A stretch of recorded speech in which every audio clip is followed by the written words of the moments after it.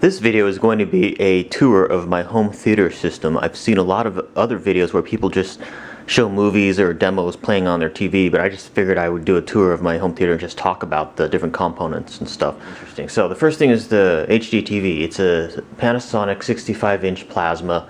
It's the model P65 GT50, I believe is what it is. So it's basically the GT series, and it's a 65-inch plasma.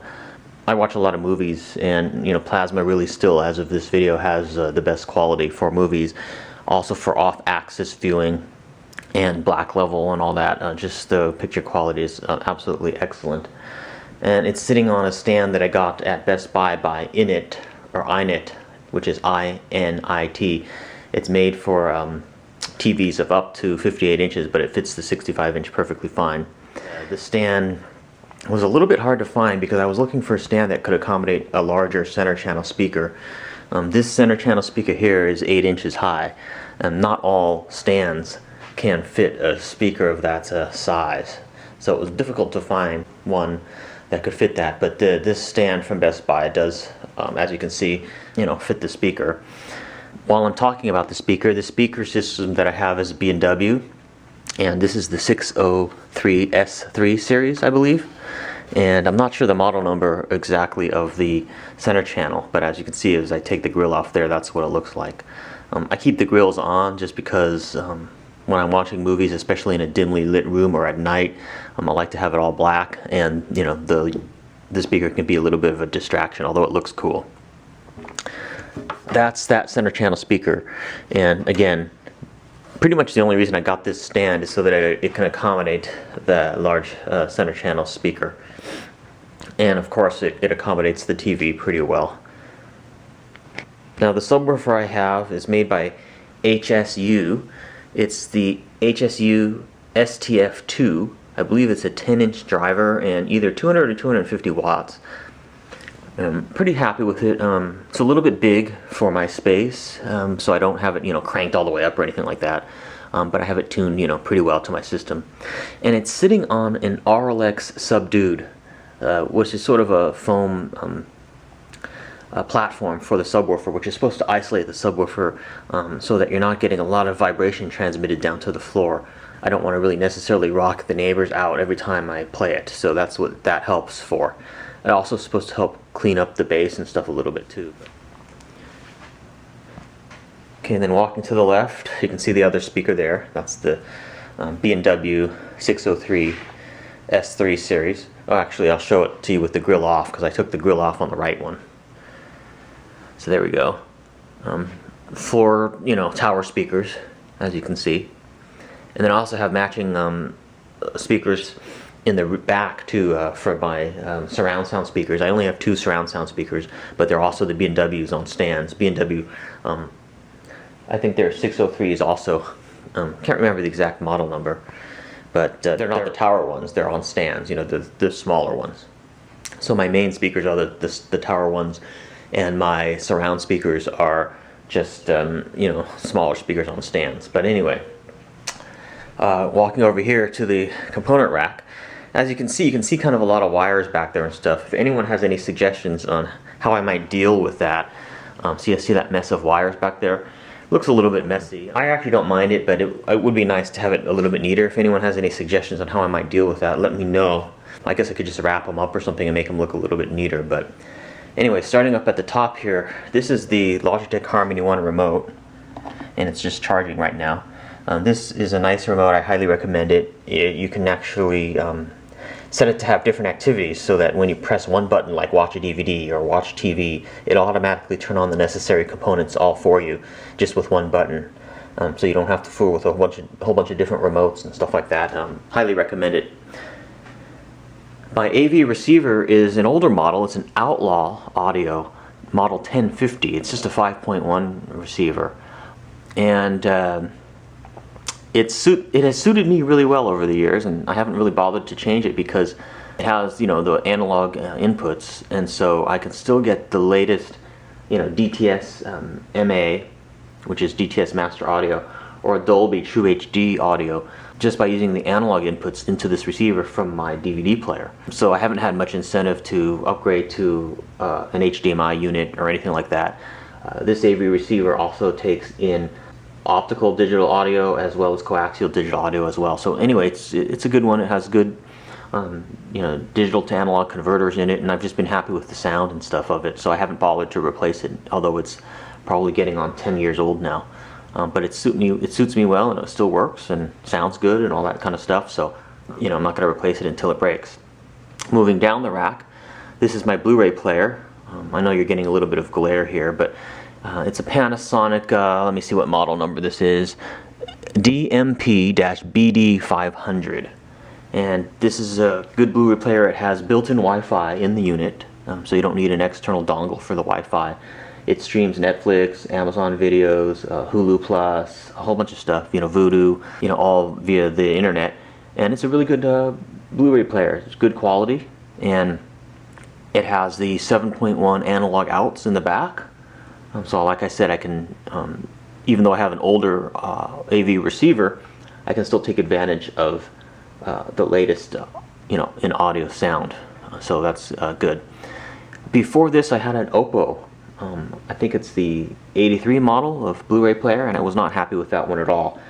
The Oppo did not do Netflix streaming well at all. It would completely cut out on me, and the picture quality was no different in terms of what I noticed between that Blu-ray player and this Panasonic Blu-ray player.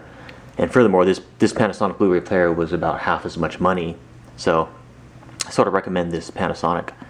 Next down is my TiVo. This is a TiVo HD. It's not the latest model, but it suits me well. And I bought it from a company called Weak Knees. And I've got an updated hard drive in there, a much higher capacity hard drive. So I don't remember how much hard drive it is, maybe 1.5 terabytes or something. I can't remember, but I have so much insane amount of storage in there that I could go on a vacation for like a month and it would not even run out of space, even with HD shows. It'll record all my shows for me and stuff. So I've had this thing ever since it was brand new, and it just came out, and it's still going pretty strong. Haven't had any problems with it.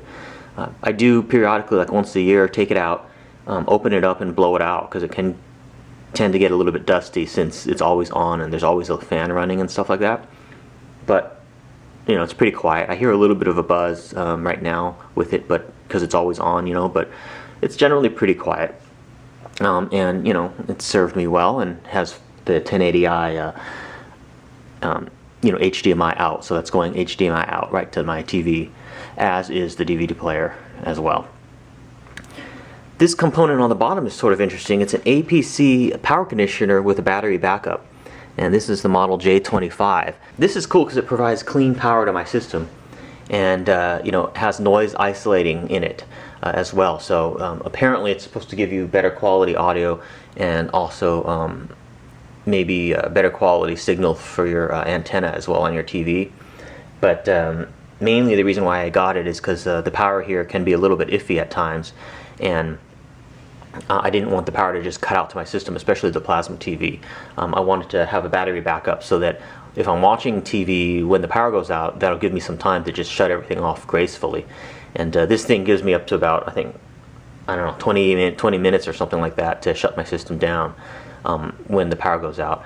And so as you can see, the display is off right now, but if I press this, it gives you a display. And I don't know if you can see in this video, but on the top it says my power source is the utility, which just means the utility company. And the estimated runtime at the amount of power that it's taking right now is 128 minutes. Well, that's because nothing's on. If I were to turn the system on, it would say the estimated runtime would be about 20 minutes, so it would actually go down. But it has a full assemblage of features on this. You can set it to where the display is always on, like the backlight is on, or it just turns off after a certain period of time. It has different alarms that you can set for when the power is going out, and stuff like that.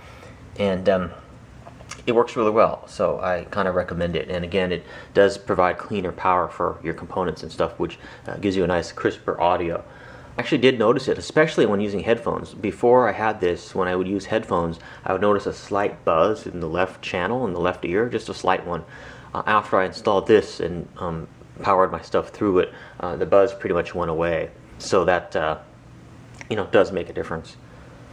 In terms of my signal, I'm actually in a pretty good location, and I just get over-the-air HD signals.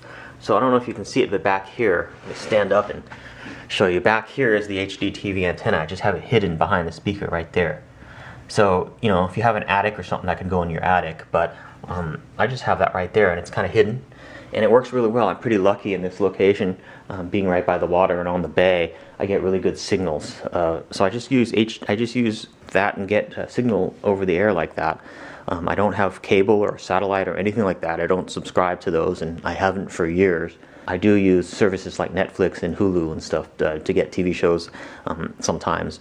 But, you know, for the most part, all my TV shows are just recorded over the air using the TiVo, using that antenna, just totally for free. And, you know, it's HD and all that, so good quality. And also, an important thing is your headphones too. If you want to watch TV like late at night and stuff, it's good to have headphones. So I have, you might have seen my prior video, but I've got the Denon D7000 headphones right here. These are not only great for music, but they're also very good for home theater as well.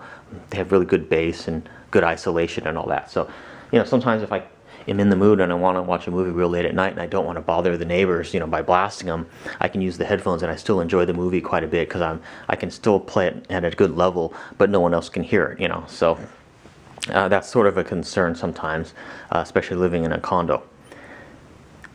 So I think that pretty much covers all the components. As you can see, I don't have a whole lot of Blu-rays right now. I tend to do a lot of Netflix, but you know, my Blu-ray collection is sort of growing. If you want to buy me a Blu-ray or anything, feel free to check out my Amazon wish list, which is linked on my channel. That would be very cool. And then right here is just some miscellaneous storage boxes and stuff. I've got you know, remotes and things like that, and cables and stuff in there. I just put those there just to sort of cover up that space, because otherwise it would just be really empty. And then also I wanted to show you, I have a caddy right here. This looks kind of like a photo album or something, but actually it's a remote caddy. So if I open it up, you can see that it stores 3 remotes. So I use that just so I don't have the remotes lying out. Also protects them from dust and stuff when I'm not using them. I still have the stock picture in there. I haven't replaced the picture yet, but normally this sits on my coffee table, but I've been doing some moving around and my coffee table is not out right now. So anyway, this has been, oh yeah, let me show you the surround speakers. Yeah, this is the B&W surround speaker, as you can see right there on a stand. So, all right, this has been a tour of my home theater again. So the main thing you're looking at is the HDTV, which is a Panasonic GT50 series, and it's a 65-inch plasma television. Thanks for watching, and I'll see you in my next video.